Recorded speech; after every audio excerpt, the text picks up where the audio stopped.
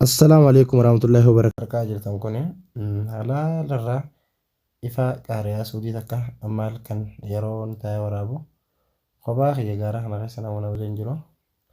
Alhamdulillah rabbil aalamiin kunoo guyyaa meeqa deemee guyyaa meeqa laffee irra kunoo xiqqisho nama beetiin jira. Mee isin akkam jirtan? Salaamatan raafanne daawwattoota kiyya kaaliif gaggaarii. Assalaamu alaikum warahmatullahi wabarakatuh. Nageenya qabdanii. Hedduu takkaan isin yaadee hedduu takkaan isin darree dhugaa dubbachuuf akka bishaanii isin deebadhee akka nyaataa isin beelee as teenyee egaa ijoollee tanaa wajjin gaara gubbaa teenyee viidiyoo tana isin waraabaa jirra. Saniif gaa viidiyoolee ibsaan gallakkisaa jirullee argeetiin jira. Ibsaan yeroo hedduu waa'een kiyyaa keessa yaachistuun hin beeka. Walaakin ammoo ibsaa hin dhiphatin isin jaa.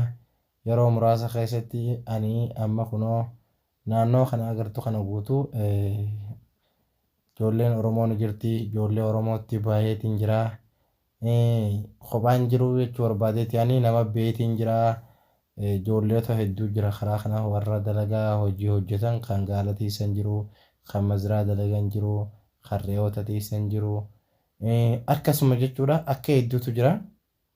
Amma ijoolleen ani waliin deemu jiru tuni namoota gartee dalagaa duraan dalagaa turan irraa bahanii deeman jechuudha. Isaanii hojii waliin dhufne karaa kana illee ijoollee fira qabanii isaanii wajjin deemne karuma kana dalagaa barbaaddanna jaanii ijoollee tana wajjin qaanee deemu jirra. Saniif gaa uumaan dhiphatiin sin jechuu barbaadeetiin sin jaa. Ani immoo ulee bakka namni gartee saaruqaa fi maariin dhiphatu san bira kutee amma kanaan booda onni naachisu asuma xiqqoo boqodee hangaasii kanatti dalagaa laaladheetiin xiqqoo as daddalagadhee inshaallah gara magaalota guddataniittis fiigaa jechuu barbaadeetiin jira.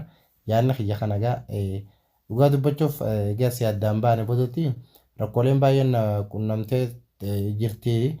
Walaakin ammoo san hundaa'u obsaa fi sabriidhaan irraa aanee har'aan tana bakkaan amma jiru kana gahuu kiyyaaf alhamdulillah rabbil aalamiin galanni kan rabbii guddaati.